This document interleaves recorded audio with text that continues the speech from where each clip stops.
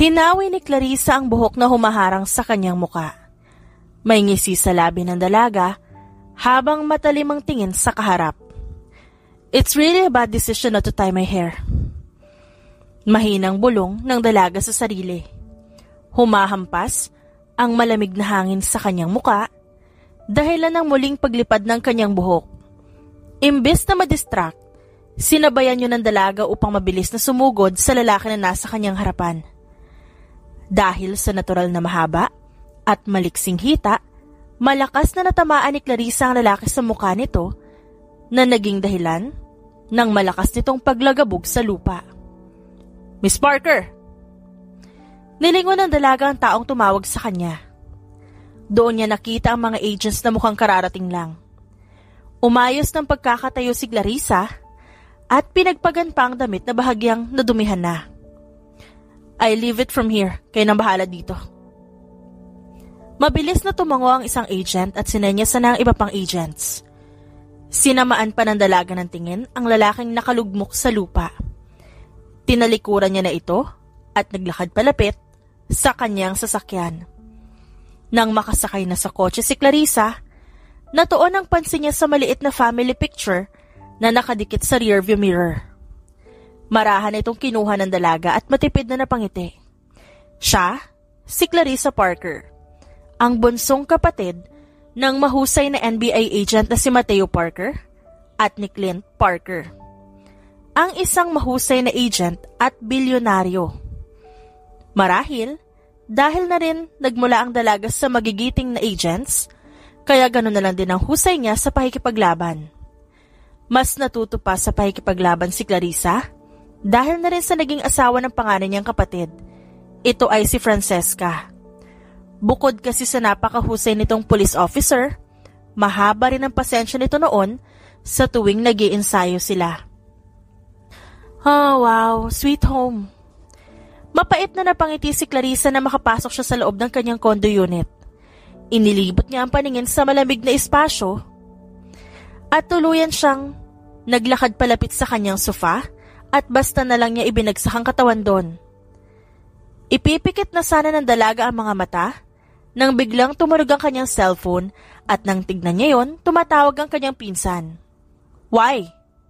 Wow, sungit-sungit mo na ah. Natatawang anang binata sa kabilang linya. I just got home, Stanley. I'm not masungit.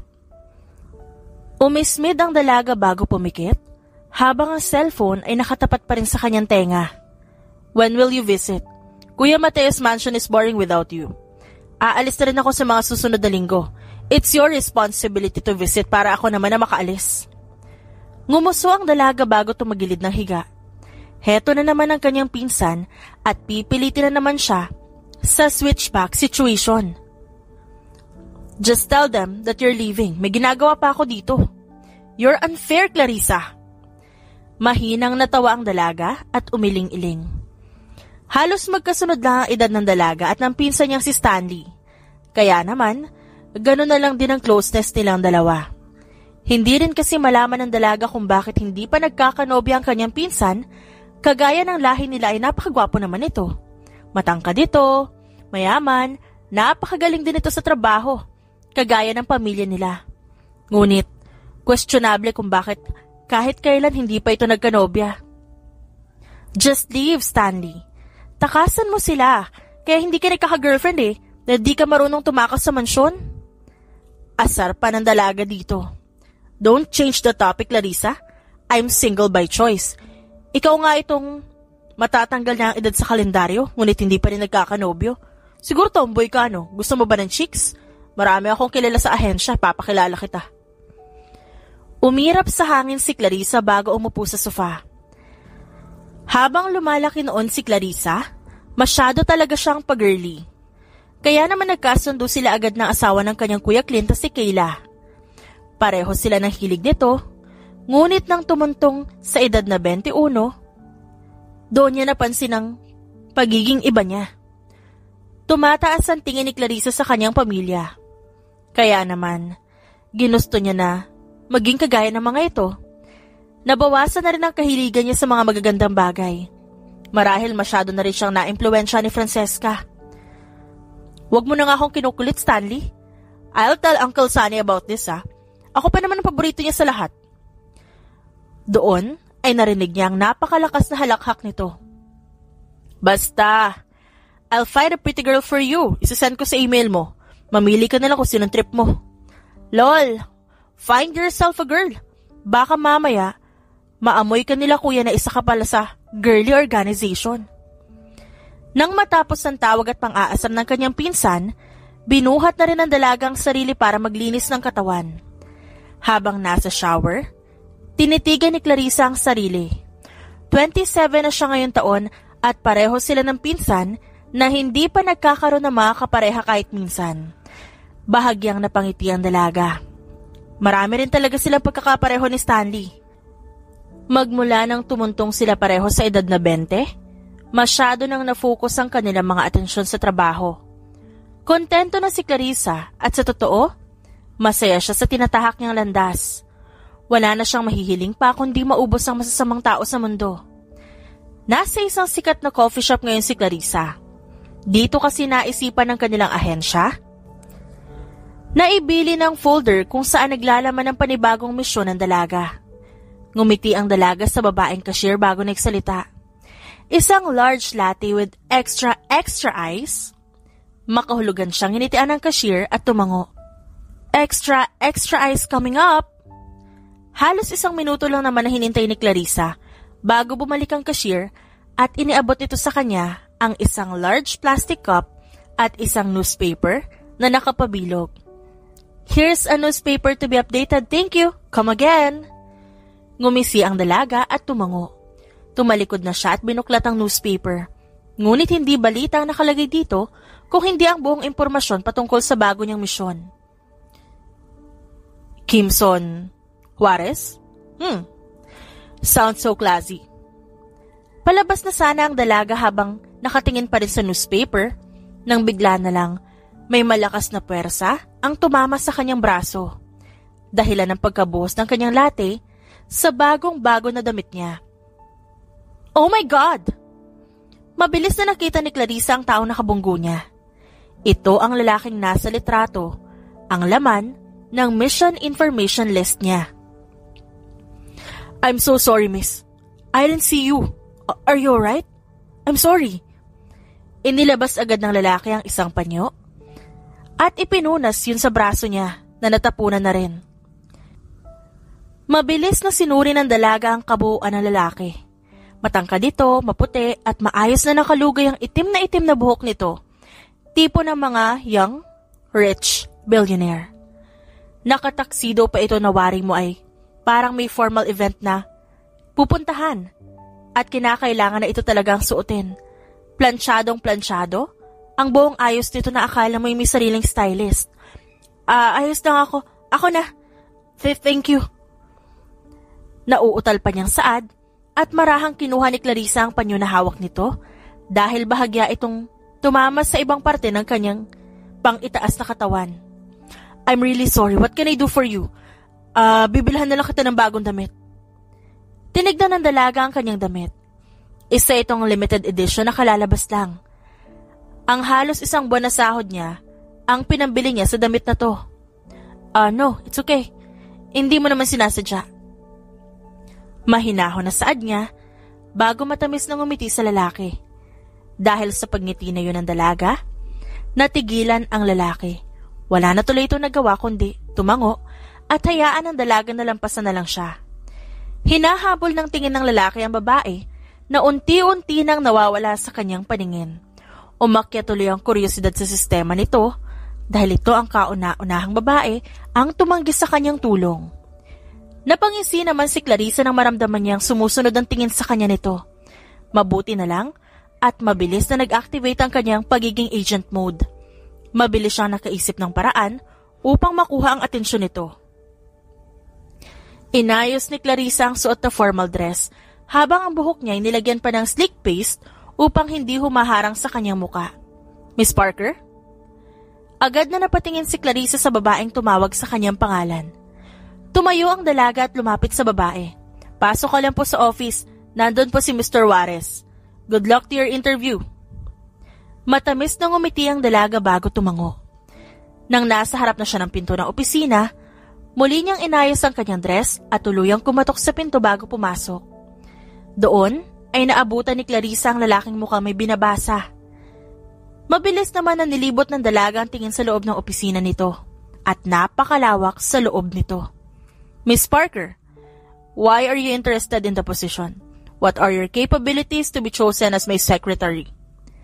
Sunod-sunod na tanong nito habang nananatili pa rin ang tingin sa papel na binabasa nito. Samantalang, naupo naman ang dalaga sa upuan na nakaharap dito. Good day sir, I'm Loisa Parker. Nang magtaas ng tingin ng lalaki at magtagpo ang kanilang mga mata, natigilan nito. Lihim namang napangiti ang dalaga sa kanyang isipan. You're Loisa Parker? Maliit na tango ang isinagot niya at matamis na ngumiti. You're the one from the coffee shop yesterday, right? Kunwaring nahihiyang tumango si Clarissa at umiwas ng tingin. Hindi ko po alam na kayo po palang boss dito. Pasensya na po sa nangyari kahapon. No, I'm the one who's supposed to apologize. Nakabili ka ba ng bagong damit kahapon? Umiling naman ang dalaga. Umuwi na lang po ako ng diretsyo. Hindi nahirapan si Clarissa sa pagkuha niya sa atensyon nito. Pakiramdam niya, magiging madali lang ito. Hindi pa man tuluyang nakakababa ng kotse si Kimson, ay sunod-sunod na ang pagkuha ng litrato sa kanya, lalo na nang lumapat ang kanyang paa sa semento. Halos mabingi na ang binata sa sunod-sunod na tanong ng mga reporter. Maging ang pag-click ng mga kamera ay halos mabulag siya. Kahit pa sanay dito ang binata, hindi pa niya maiwasan na mainis. Pakiramdam niya minsan, wala na siyang kalayaan na makapasok sa sarili niyang kumpanya ng payapa. Mr. Juarez, nabalitaan namin na marami kang tinanggihang offer. Hindi ba kayo natatakot na maaaring malagay ang buhay niyo sa kapahamakan dahil dito?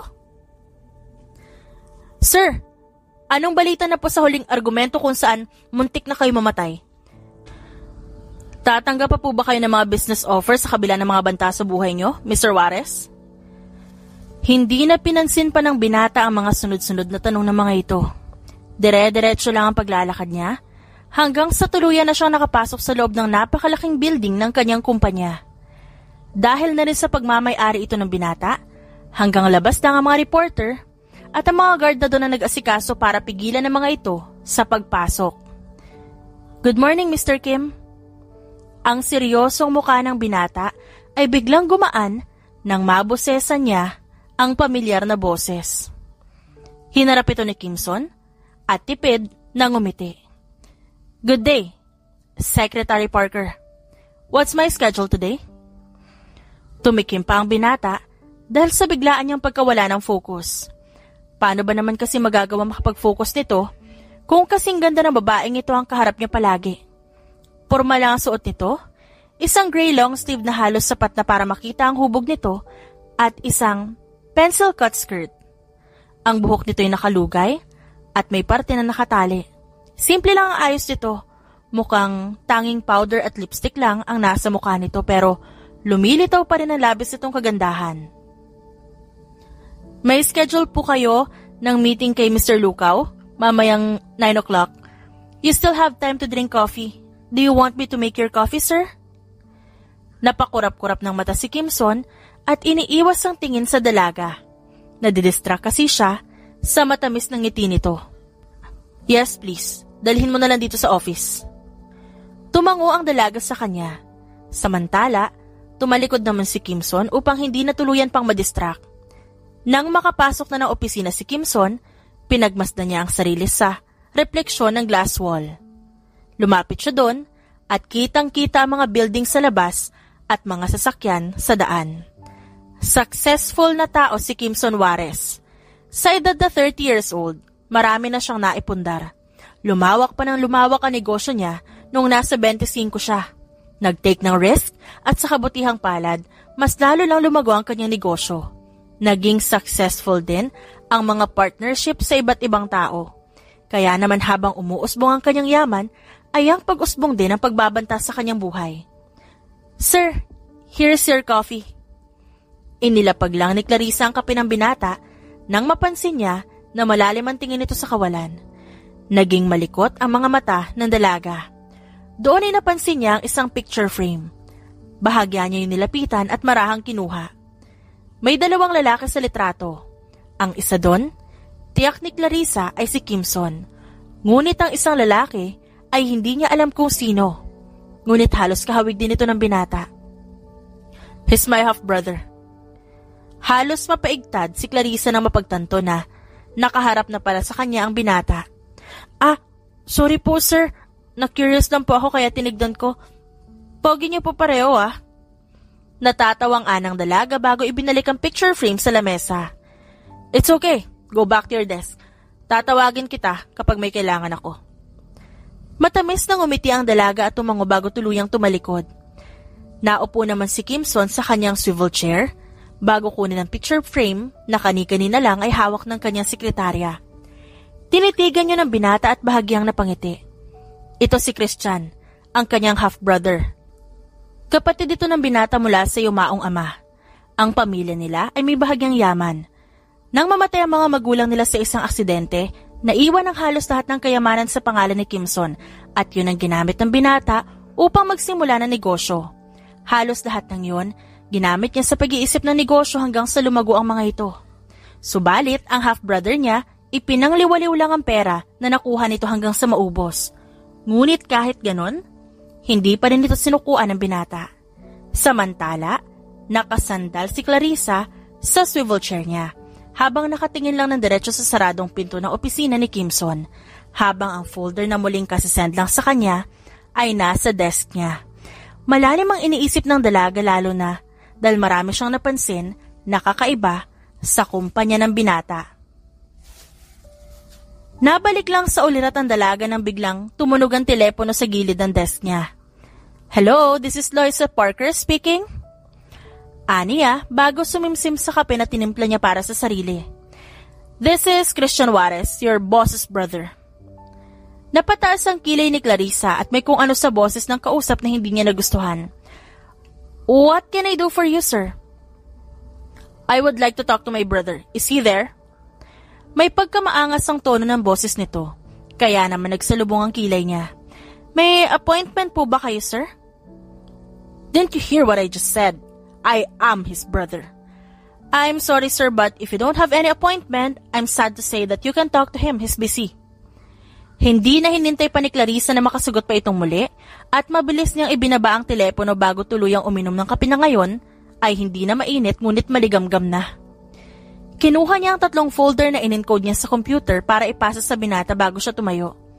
Inayos muna ng dalaga ang ilang hibla ng kanyang buhok na humaharang sa kanyang muka bago tuluyang kumatok at pumasok sa opisina ng binata. I'm already done with these, sir.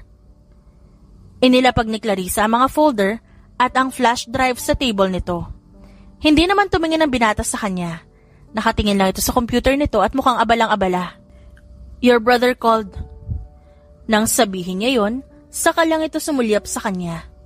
Bahagya pang natigilan si Clarissa, mukhang may magiging problema siya. What did he say? He wants to talk to you, sir. Hindi naman nagsalita ang binata, ngunit binuksan nito ang maliit na drawer at may kinuha na kung ano doon.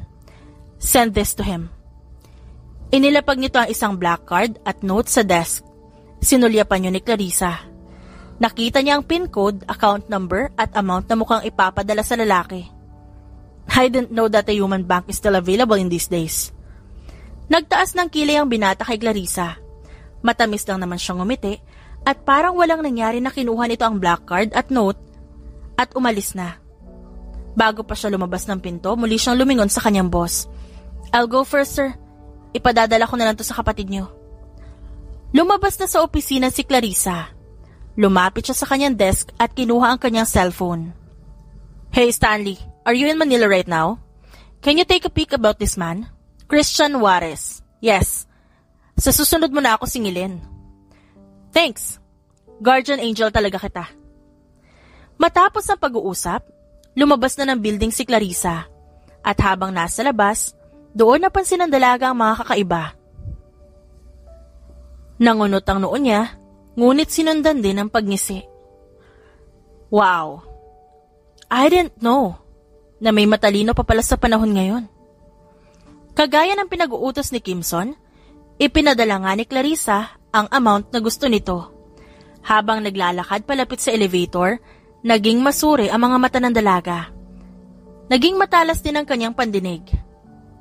Pakiramdam niya na papalibutan siya ng mga ahas at na-excite tuloy siya sa isiping yun. I already sent him the money, sir. Inilapag ni Clarissa ang black card sa table nito. Tumangulang naman ang binata, kaya naman tumalikod na ang dalaga. Nasa labas lang po ako. Just call me when you need anything. Halos mag-iisang buwan na rin si Clarissa sa pagpapanggap bilang si Loisa na sekretarya ni Kimson. Ngunit sa loob ng halos isang buwan na yon, hindi pa nakikita ng dalaga ang half-brother ng binata. Isa sa mga dahilan ay hindi niya rin maalis ang atensyon sa binata dahil na rin sa may masama siyang kutob palagi. Lihim na rin namang pinapatumba ni Clarissa ang mga taong nagbabanta sa buhay ni Kimson. It's my brother's birthday today. It's a grand celebration. Can you come with me and pick a gift for him? Napalingon ang dalaga nang biglang magsalita si Kimson. Bahagya pang nagulat, ngunit ngumiti lang siya. Sa bandang huli napatango na lang ang dalaga. Sure thing, sir. No problem. Wala talagang problema kay Clarissa dahil ito na ang pagkakataon na hinihintay niya. Ang makilala sa personal ang lalaking pinaghihinalaan niya. And by the way, you don't have to buy your dress for this night. I already bought a dress just for you.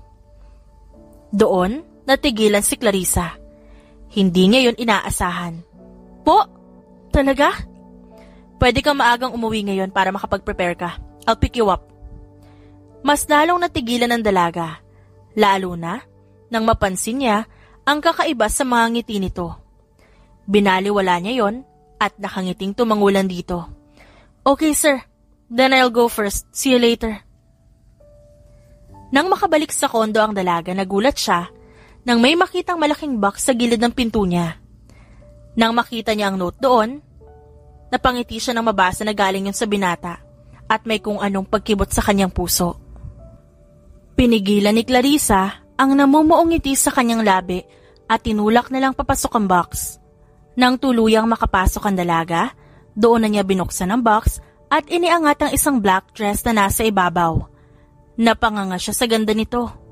Isa itong mullet dress na may maliliit na kristal sa paligid. May kung anong design nito na parang iniloblob sa tubig o kaya glue na nagpadagdag sa ganda nito.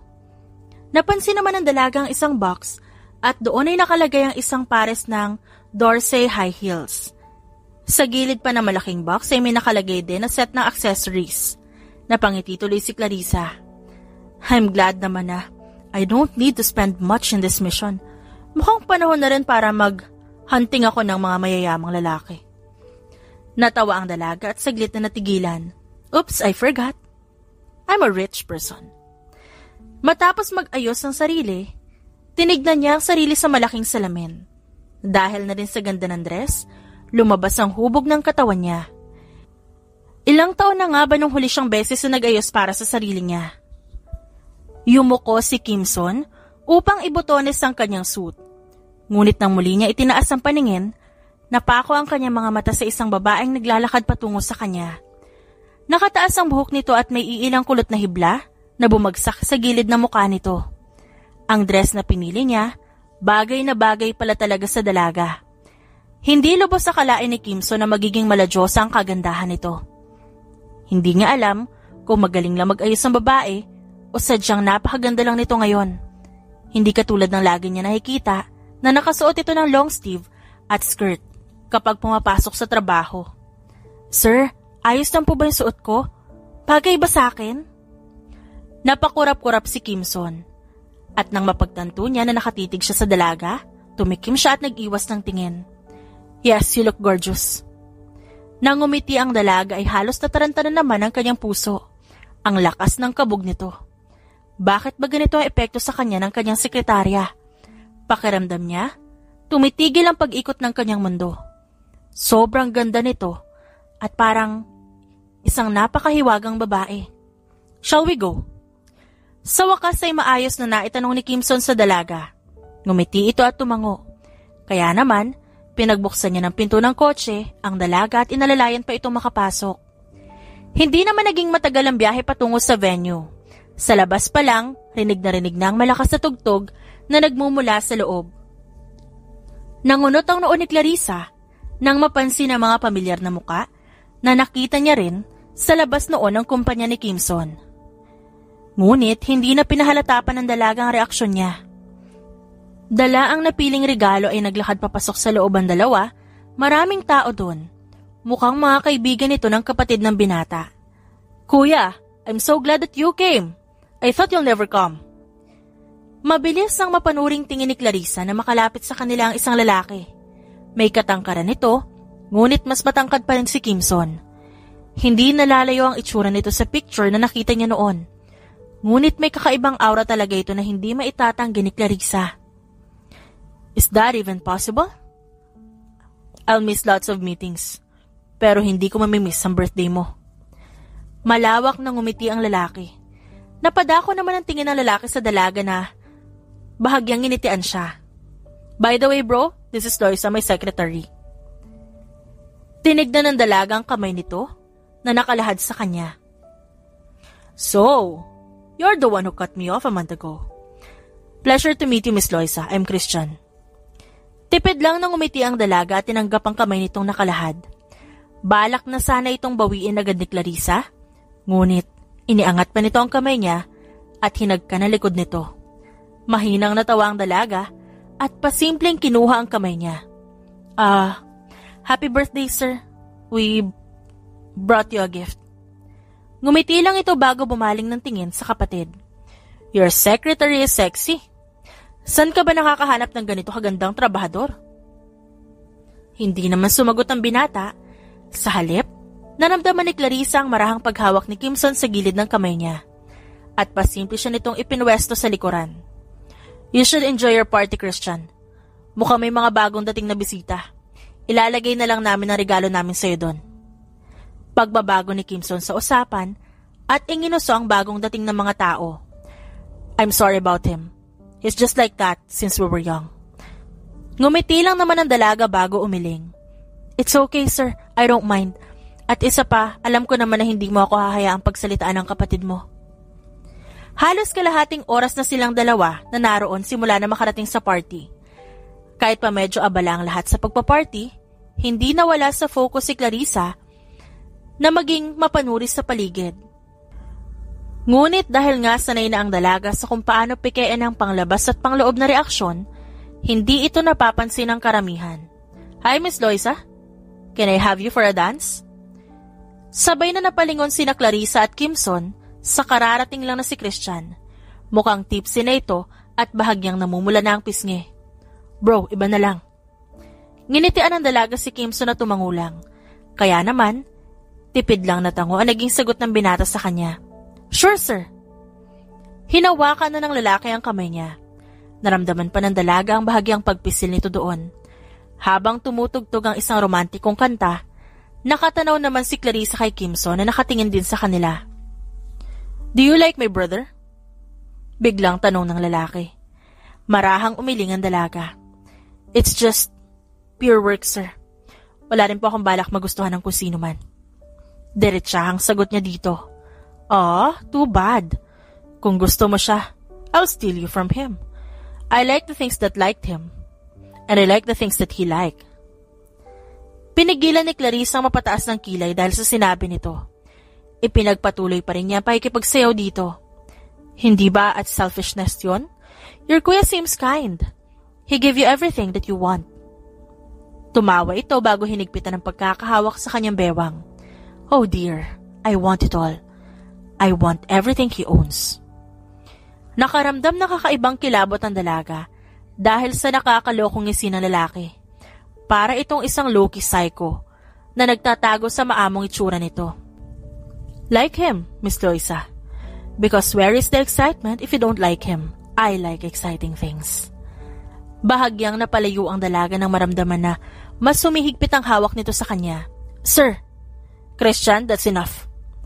Marahan na hinatak ni Kimson ang bewang ng dalaga. Kaya naman naging dahilan nito ng paglapat ng katawan ni Clarissa sa katawan ng binata. Kuya, I'm just having fun. You're such a killjoy. Tumatawang anito. Pumipikit-pikit pa ito. Sinyalis na nakainom na ng marami. Go find some fun kahit kanino, wag lang sa sekretarya ko. Malamig na ani Kimson bago tuluyan ng hinila palayo doon ng dalaga. Nang makalabas sa venue, binitiwan ng lalaki ang palapulsuhan ni Clarissa. Doon, nagpakawala ito ng mabigat na buntong hininga. I'm really sorry about him. He acts like that when he drinks too much. Bahagya namang nangunot ang noon ng dalaga bago umiling. Ba't lagi ka nagsusorry para sa kanya? He doesn't look sorry at all, sir.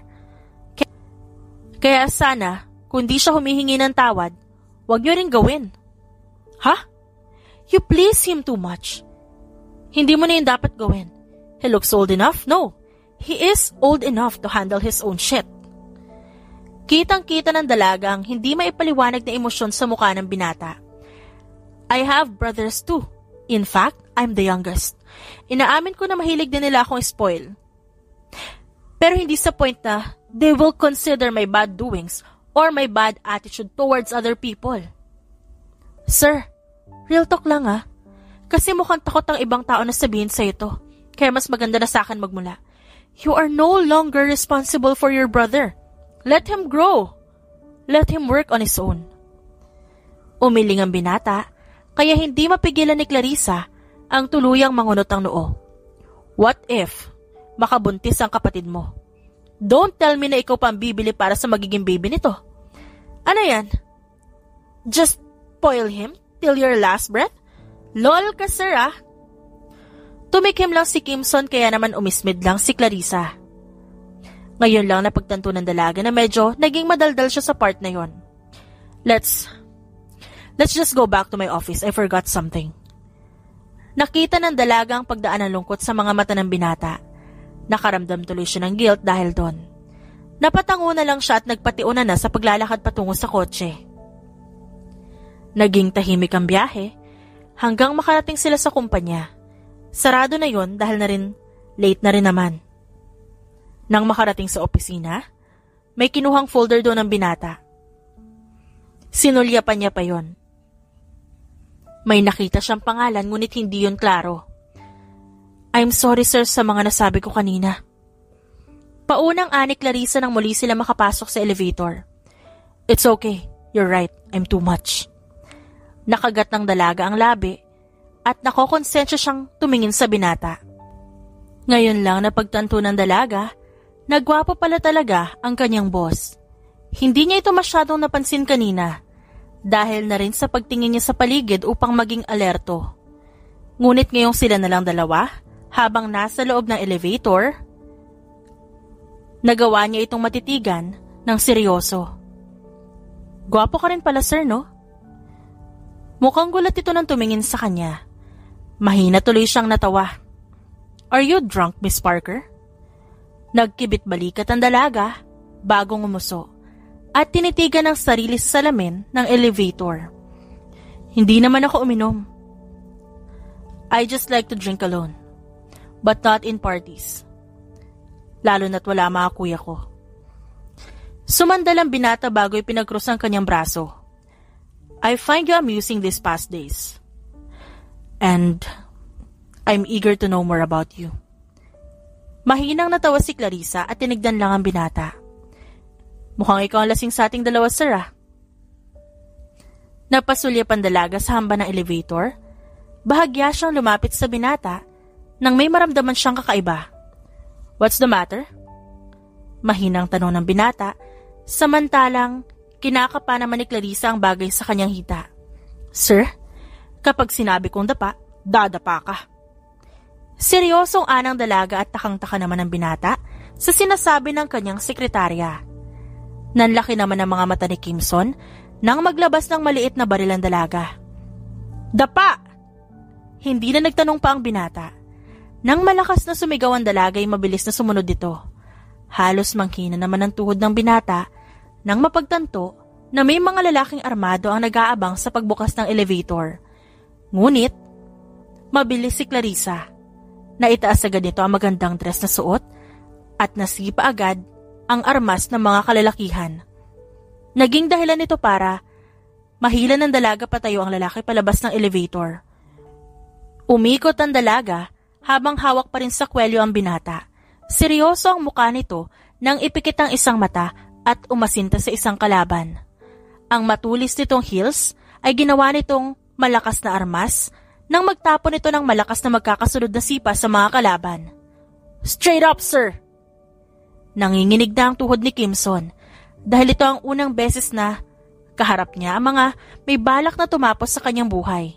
Tapos heto ang babaeng sekretarya niya na pinapatayo siya ng tuwid sa gitna ng panganib na nasa paligid. Hindi naman kinwestiyon ng binata ang inuutos ni Clarissa. Kahit parang bibigay na ang tuhod niya, ay matayog pa rin siyang tumayo. Ginamit naman ito ng dalaga upang makabuelo. Ginawa siyang living pole ng dalaga. Luhod! Hindi maintindihan ni Kimson kung bakit naging mabilis ang pagiging aware sa mga sinasabi ng dalaga. Mabilis niya itong sinunod na hindi na kinu-question pa. Halos suminto ang mundo ng binata at ang babae kasing nasa harap niya ay parang nagmula sa sinaunang panahon kung saan panahon pa ng mga Diyos at Diyosa. Seryoso lang ang mukha nito habang ang dress nito ay kumakaway sa hangin dahil sinasabayan nito ang bawat pag-ataking ginagawa ng dalaga. Ang mga braso nito ay napakaliksi at mga mahahabang binti ay aktibong humaharang sa mga pag-atake ng kalaban. Habang nakaluhod, hindi maiwasan ng binata ang mapatingala at hangaan ang bawat paggalaw ni Clarissa. Para lang itong sumasayaw sa ilalim ng maliwanag na buwan at kahali-halina. "Kim, let's go!" Napatingin ang binata sa kamay ng dalaga na lumapat sa nanlalamig niyang kamay. Mukhang naramdaman niya ng dalaga kaya tumigil ito at ngumiti. "Just relax. You're safe with me." Paano nga maganda at mukhang mahinhin niyang sekretarya ay may tinatago na ganitong kakayahan. Tuluyan ang hinila ng dalaga ang kamay ni Kimson at mabilis silang tumakbo palabas ng kumpanya. Nagpadala na lamang siya sa paghila ng dalaga at pakiramdam niya, walang ibang focus ang kanyang mga mata kundi ang babaeng may hawak ng kanyang kamay at tinutulungan siyang matakasan si kamatayan. Napasulyap siya sa paa ng dalaga. Nakasuot pa ito ng mataas na high heels, ngunit kung tumakbo ito ay ganun-ganun na lang. A lady in beautiful dress with her high heels just saved his life. A woman, his secretary. Yun pala ang sagot sa mga tanong ng binata sa sarili. Kung bakit malikot ang mga mata nito sa tuwing magkasama sila. Kaya pala napapatanong siya sa sarili kung anong mali sa kanyang sekretarya. Nagpakawala muna ng malalim na buntong hininga ang dalaga bago kumatok at pumasok sa loob ng opisina ng kanyang amo. "Sir, yung nangyari kagabi..." Buong magdamag pinag-isipan ni Clarissa ang pagpapalusot sa gagawin niya. At dapat tumalab yun. Nag-aral kasi ako ng martial arts dati. Kasi di ba may mga kuya ko, mahilig ko rin silang makita na nagsusuntukan kaya natuto ako pero slight lang naman yun. "Thank you." Natutop ng dalaga ang labi dahil sa sinabi ni Kimson. "Po? Thank you for saving my life. If you wish to keep my mouth shut because of what I saw last night, then I can assure you that I won't tell anyone." Napakurap-kurap ang dalaga dahil hindi siya makapaniwala sa narinig. "Talaga po?" Ang akala ng dalaga, kinakailangan pa niya ng mahaba-habang eksplanasyon. Ngunit heto ang amo, hindi man lang siya pinahirapan. "Yes, I'm thankful that you saved my life. So in return, hindi ko hahayaan na malaman na iba na ikaw ang nagpatumba sa mga lalaking yon." Hindi mapigilan ng dalagang mapangiti. Kaya naman bahagya siyang umismid at tumango para pigilan ng namumuong ngiti sa kanyang labi. "Okay, sir. If that's the case, then I'll go back to my desk. Just call me when you need anything." Sinundan naman ng tingin ni Kimson ang papalayong figura ng dalaga.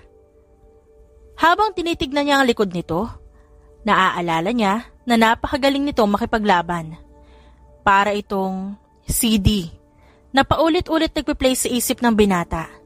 Hindi maalis sa kanyang isipan kung gaano kaganda at kasopistikada ang babae habang nakikipaglaban. Nabalik lang siya sa katinoan nang magring ang kanyang cellphone. Nang makita niya yon, ay ang kapatid niya pala. "You left last night without telling me." Nabosesa ng binata ang pagkainis sa tono ng kapatid. Yeah, sumakit kasi ang ulo ko. But it's your party. Alam ko nag-enjoy ka. You went to your company last night, didn't you? Wala ka bang napansin na kakaiba? Nangunot ang noo ng binata. Imposible naman na alam nito na galing sila sa opisina at na-ambush sila sa elevator. No, Christian. Hindi ako pumunta sa kumpanya kagabi. I went home straight. May pinalidad na sagot ng lalaki. Oh, okay. Maybe I've heard wrong. Anyway, bye bro. I need to do something. Nagtataka man sa sinabi ng kapatid, tumango na lang ang binata kahit hindi nito nakikita. Napag-isip-isip ng binata na tama ang kanyang sekretarya. Pakiramdam kasi ni Kimson, responsibilidad niya palagi ang bunsong kapatid simula nang maulila sila. Marahil, hindi rin naman masisisi ng mundo ang binata dahil mahal niya ang kapatid dahil ito na lang ang natitira niyang kapamilya. Kaya naman hanggang sa kaya niya, tinutulungan niya ito. Nakagat ni Clarissa ang labi at halos magdugo na ito nang basahin niya ang file na kasisend lang sa kanya ng pinsan niyang si Stanley. Christian Juarez is the mastermind behind the order to kill Kimson Juarez. Tutok na tutok ang atensyon ng dalaga sa screen ng kanyang computer habang binabasa ang kabuuan ng report. Christian is the son of Christopher Juarez to other woman? What the fuck? Mahinang mura ng dalaga nang basahin niya ang buong file. You ungrateful brat? Inagawan mo na nga siya ng tatay, tapos ngayon lahat pa ng naipundar niya. Gusto mong kunin? Tamad yan? Nang gagalaitis sa galit si Clarissa. Parang gusto niya tuloy sugurin ngayon ang lalaking yun at sabunutan hanggang sa maubos ang buhok nito. I can't believe that such people exist. Hindi alam ng dalaga na may ganong klase ng tao dahil siguro lumaki siya sa pamilya na mapagmahal. Ang pamilya ng dalaga ay may respeto sa isa't isa. Maging sa mga sarili nilang larangan ay pinaghihirapan talaga. Hindi uso sa kanila maghilahan pababa. Kaya naman, ganun na lang ang paggalang sa kanila ng ibang tao. Ang palaging ang bilin sa kanila ng kanilang amang si Matthew Parker ay be respectful to your family so other people will respect you as well. Sa kabila ng mga napatunayan ng kanilang pamilya, hindi sila marunong tumalikod o magtanim ng galit sa isa't isa. Secretary Parker? Napakurap-kurap ang dalaga. Mabilis naman niyang pinatay ang computer nang mapagtanto na si Kimson ang nasa harap ng desk niya. Sir, tuloy ba ang meeting ko this afternoon? Agad na napatingin sa notes ng dalaga at mabilis na tumango. Dahil sa malalim na iniisip, nakalimutan na rin niya ang tungkol pa doon. Yes, sir. Do you want me to come with you? Ngumiti ang binata at tumango-tango. Yeah, I would like you to stay by my side. Napaiwas ng tingin ng dalaga at napanguso para pigilan ang pamumula ng kanyang pisngi. Sure, sir. Aayusin ko lang yung iba mong schedule then we're ready to go. Aayusin na sana ng dalaga ang desk niya nang muling bumalik ang binata at para itong nangangapa ng sasabihin. May sasabihin pa kayo, sir? Secretary Parker, after this day may gagawin ka ba? May pagtataka sa reaksyon ng dalaga, ngunit umiling siya. Wala naman po, sir. Why? Would you like to go out with me? Natigilan si Clarissa at napakurap-kurap dahil sa pagkagulat. Habang nasa biyahe patungo sa meeting place, malalim pa rin ang iniisip ni Clarissa. Nabalik lang sa katinoan ng dalaga nang marinig niya ang pagtikim ng binata. What's wrong, Secretary Parker? Parang alalim na iniisip mo. Ngumiti ang dalaga bago umiling. Hindi naman, kulang lang po siguro sa tulog. Tinitignan ng dalaga ang binata na ngayon ay nakatingin sa mga papeles na dala nito. Hindi alam ng dalaga kung paano ipagtatapat sa binata ang katotohanan na nalaman niya. Sa ilang linggo pa lang na pagkakakilala ng dalaga dito, mukhang pinahahalagahan ito ng sobrang kapatid. Sir?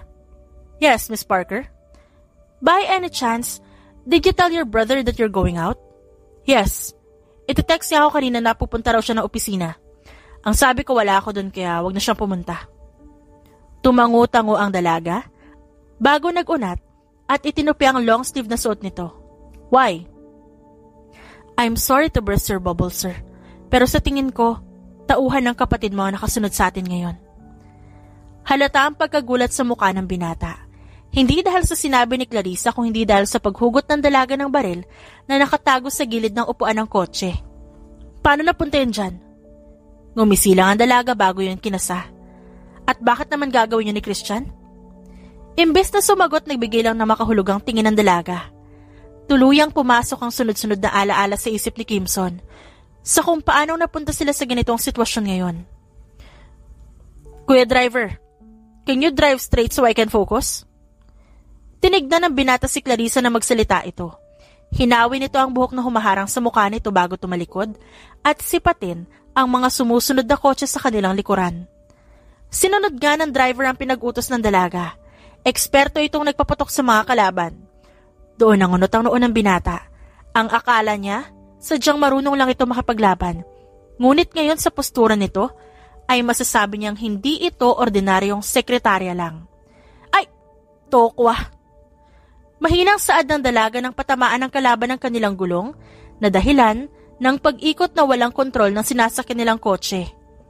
Ganyan pala ang gusto niyo Then let me play my game. Halos kilabutan ng binata nang marinig niya yun. What are you doing, Sek? Marami sila, hindi mo kakayanin. Why are you risking your life to protect me? Mabilis na hinawakan ng binata ang palapulsuhan ng dalaga upang pigilan nito sa balak nitong pagbaba ng kotse. Ngumisilang si Clarissa bago muling kunin ang isang maliit na dagger mula sa gilid. If I were you, I won't worry too much. I'm Agent Clarissa Parker at your service, and no one can bring me down.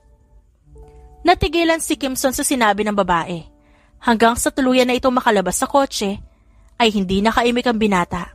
Pakiramdam niya na bingis siya. Pakiramdam ng binata na hindi totoo ang mga naririnig niya. Pinatunog ng dalaga ang mga daliri nito bago ngumisi sa mga kalalakihan na ngayon ay bumaba na rin sa kotse ng mga ito. May hawak na baseball bat ang mga ito, kaya natatawang inilapag ng dalaga ang baril at inilabas ang kanyang dagger. Hindi ko inaasahan na makikita kita dito, Miss Parker. Mahina lang na tumawa ang dalaga bago iniipit ang hibla ng buhok niya sa likod ng kanyang tenga. Oh, huli ka na sa balita. I'm sticking with Mr. Juarez. He's a rich man. I need a rich man. Nagbibirong saad ng dalaga bago mabilis na sumugod sa mga ito. Ang bawat pagkilos ni Clarissa ay mahusay, eksperto sa mga susunod na galaw at pag-atake. Sa mabilis na paningin nito ay walang nakalalampas upang makalapit sa kotse kung nasa ng binata. Umikot ang dalaga kasabay ng paghigit niya sa leeg ng isang lalaki. Mabilis niya itong sinaksak sa dibdib na naging dahilan ng malakas nitong pagdaing. Basta na lang itinulak ng dalaga ang katawan ng kalaban niya patungo sa isa pang kalaban. Doon ay bumuelo ang dalaga upang mag-alay ng malalakas na sipa sa mga ito. Sa gitna ng pakikipaglaban ay napahinto ang dalaga at nagpakawala ng mahinang tawa. Sa hindi kasi kalayuan ay may paparating na big bike. Napakapamilyar ng figura nito para sa dalaga. Stanley, what are you doing here? Tumatawang Anaya kasabay ng pagkila niya sa isang kalaban bago ito saksakin sa hita. For your backup, of course. Napapailing ang dalaga at natutuwa. Hindi niya inaasahan na makikita niya ngayon ang kanyang pinsan. Nagngisihan sila pareho bago sabay na sumugod sa mga kalaban. Pakiramdam tuloy ni Clarissa tumaas ang kanyang confidence, lalo na may karamay siya na kanyang kapamilya. Wow, you're good! Ang akala ko binibiro lang ako ni Kuya Clint na nag-improve ka na talaga. Inirapan lang ng dalaga ang pinsan bago malakas na sinuntok ang isang lalaki. Matagal na, pahuli-huli ka kasi sa balita. Pinagtulungan ng dalawa ang mga kalaban. Imbes na mapagod ang dalaga sa pakikipaglaban, pakiramdam niya nag-enjoy pa siya. Sabay silang nagtinginan at natigilan nang may pumalakpak sa gilid nilang dalawa. Christian! Napalingon si Clarissa sa binata na ngayon ay lumabas na ng kotse. Kitang-kita ng dalaga ang sakit sa mga mata nito. Hindi maunawaan ng dalaga ngunit gusto niyang pawiin ang sakit na yon. Why are you doing this, Christian? Halos mawarak ang puso ng dalaga nang mabosesa ng labis na sakit sa tono ng binata. Marahil ay napansin niyo ng kanyang pinsan, kaya naman napakuyom ang kamao nito. You have everything, kuya. Humakbang ito palapit kaya naman agad na lumapit ang dalaga kay Kimson. Mali ka? Ibinigay ko sa'yo lahat, can't you see?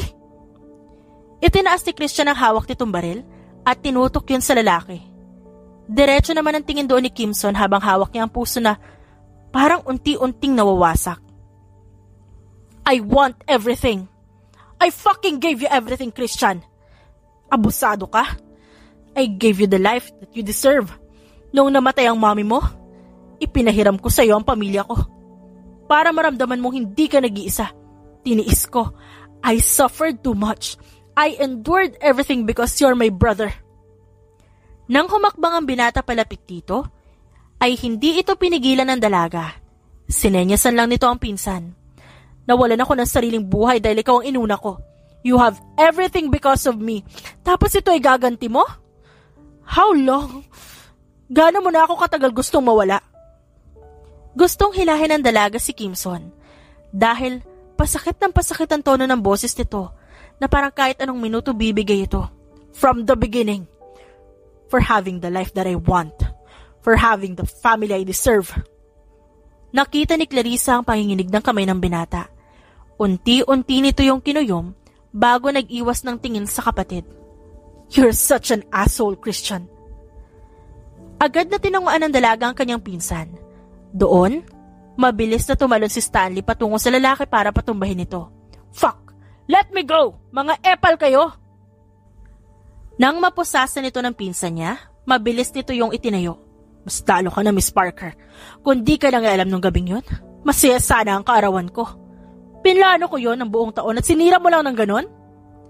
Nakarinig ang dalaga ng paparating na police car. Marahil ay ito ang tinatawag pang backup ng kanyang pinsan. Ang pangit ng plano mo kung ganon. Sumisigaw pa rin ang lalaki hanggang sa maisakay na ito sa police car. Puro pagmumura ang maririnig dito. Thank you for coming, Stanley. Ngumisilang ang pinsan bago nito ginulo ang buhok ng dalaga. Anytime, Clarissa. I should go. May tatapusin pa akong misyon.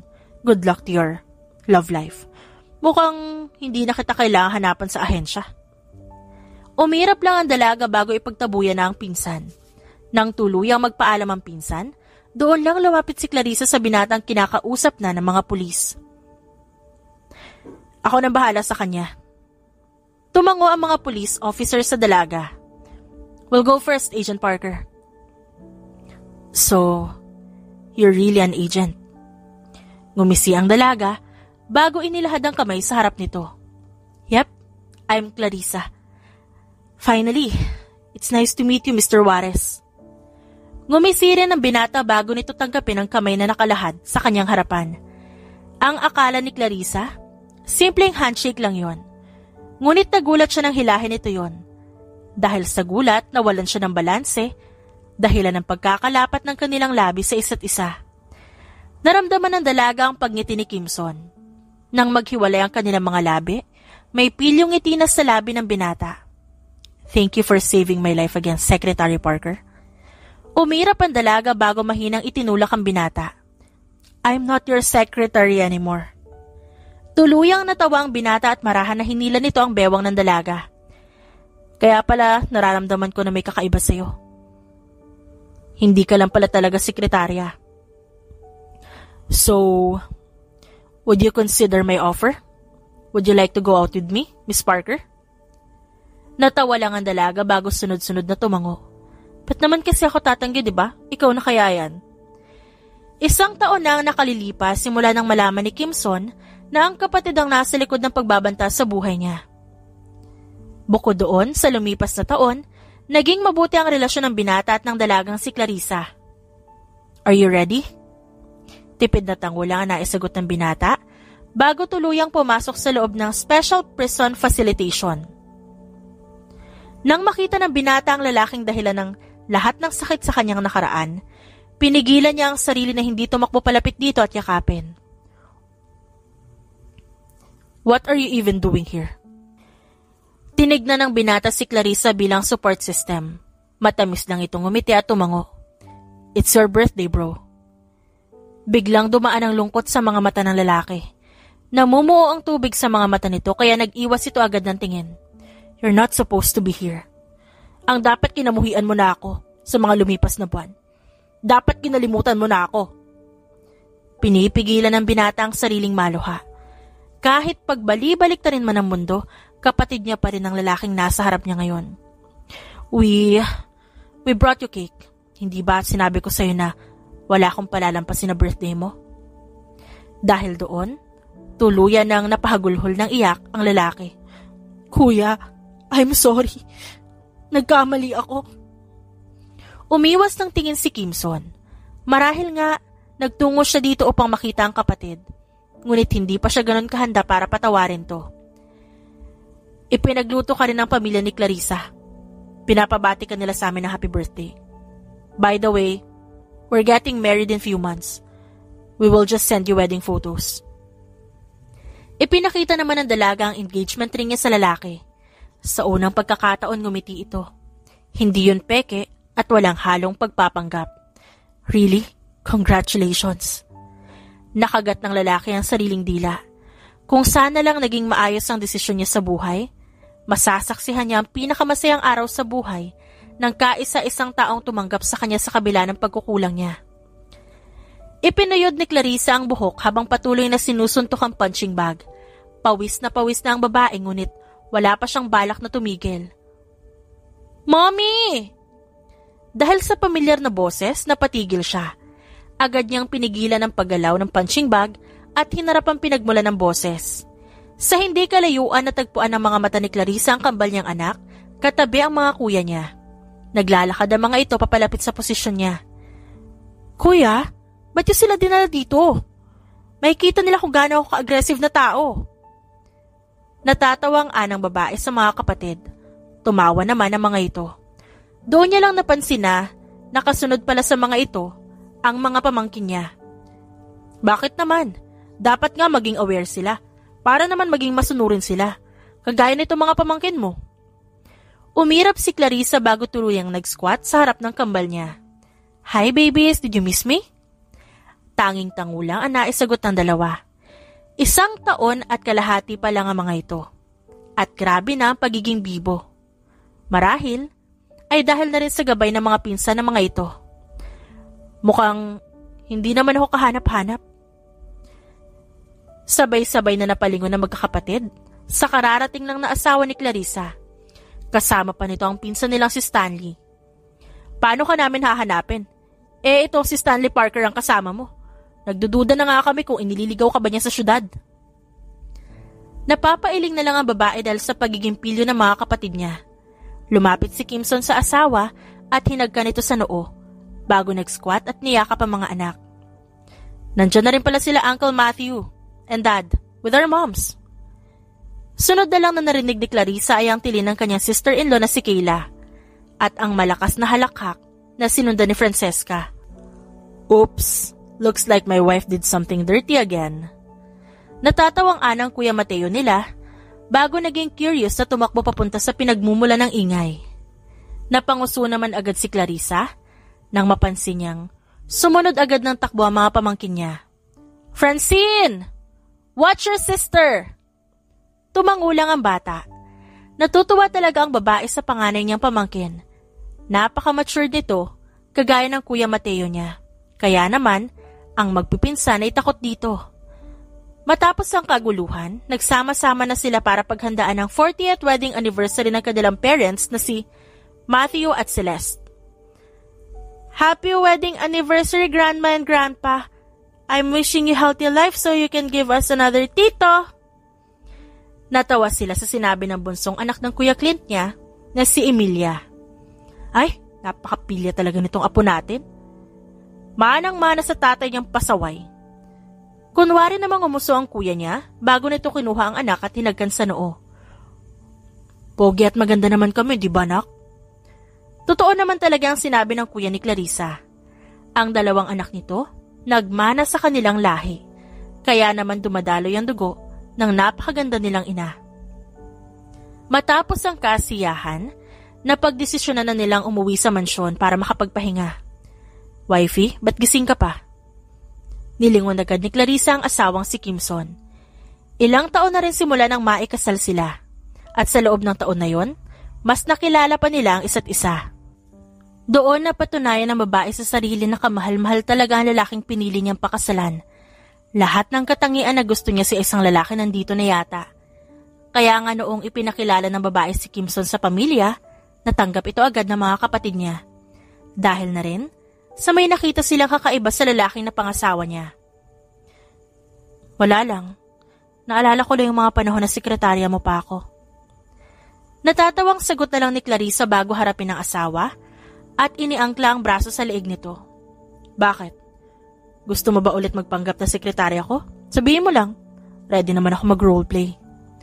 Natatawang hinampas ng babae ang kanyang asawa bago ito masuyong hinagkan sa pisngi. Hindi.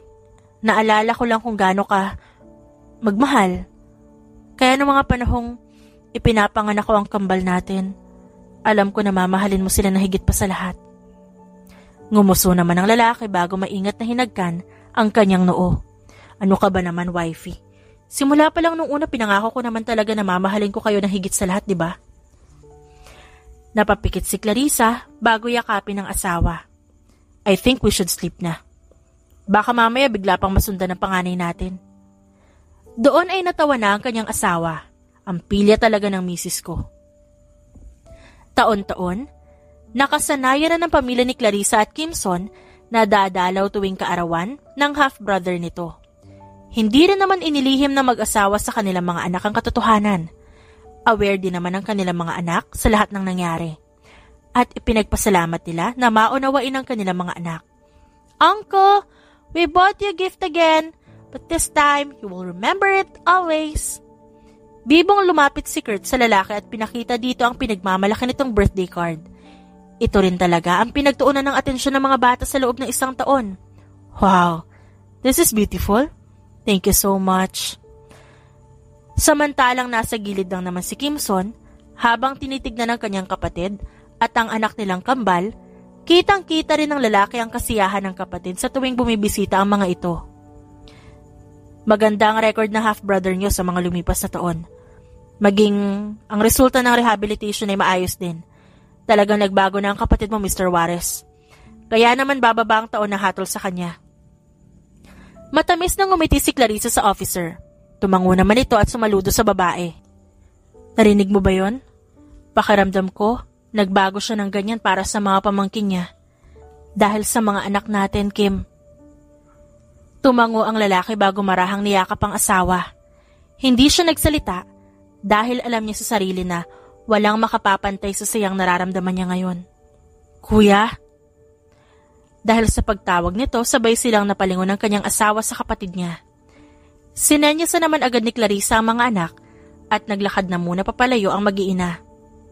Alam ko na hindi mo pa rin ako kayang sagutin pero hihingi ako ulit ng tawad. Sinulya pa ni Kimson ang mga birthday letter na hawak ng nakaposas na kapatid. God knows I changed. Nung mapunta ako dito, inamin ko na galit pa rin ako. Sinisisi kita. Sinisisi ko ang mundo. Ngunit na magpakita ka sa akin matapos ng isang taon, doon ko lang napagtanto lahat ng kamalian ko. Kahit nandito ako, hindi mo ako kinalimutan. Kahit may pagkakataon ka naman. Meron ka ng sariling pamilya, ngunit di mo pinaramdam sa akin na hindi ako kabilang sa pamilyang yon. Ikaw ang siyang nagturo sa akin kung paano tumanggap at makontento. Gusto kong bigyan mo ako ng pagkakataon na makasama kayo kapag nakalaya na ako, kuya. Nagsisisi na ako. Sa lumipas ng mga taon, unti-unting pinatawad niya ang kapatid. Dahil sa mga taon na yon, ni minsan, hindi nabawasan ang pagmamahal niya para kay Christian.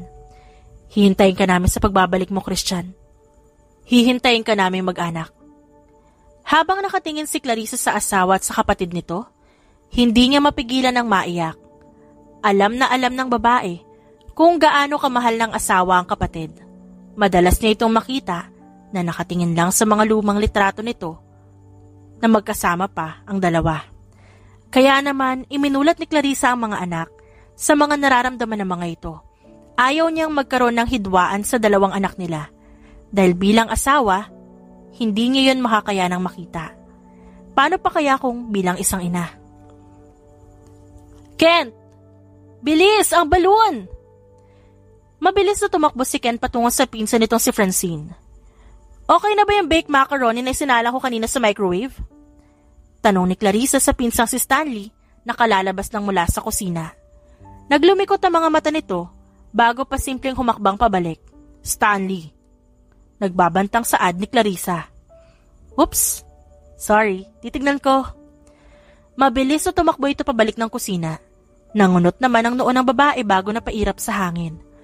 Wifey, relax. Marahang hinuli ng kanyang asawa ang kamay bago yun hinagkan. Relax naman ako Si Stanley kasi. I heard you. I didn't do anything wrong, Kim.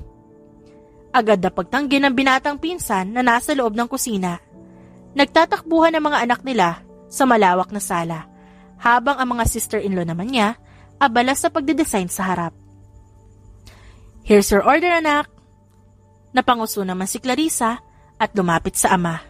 Napangiti naman si Kimson dahil doon. Thank you so much, Dad. You're the best. Narinig naman nila ang pagtikim ng ina, kaya mahina silang natawa. Me and Beatrice baked the cupcakes. Ngumiti si Clarissa at lumapit sa ina para yakapin ito. Halos kalahating oras din ang hinintay nila bago makarinig ng isang busina. Hudyat na dumating na ang hinihintay nila. He's here! Sila namang mag-anak ay nasa gitna at hawak ang mga torotot. Welcome home, Christian!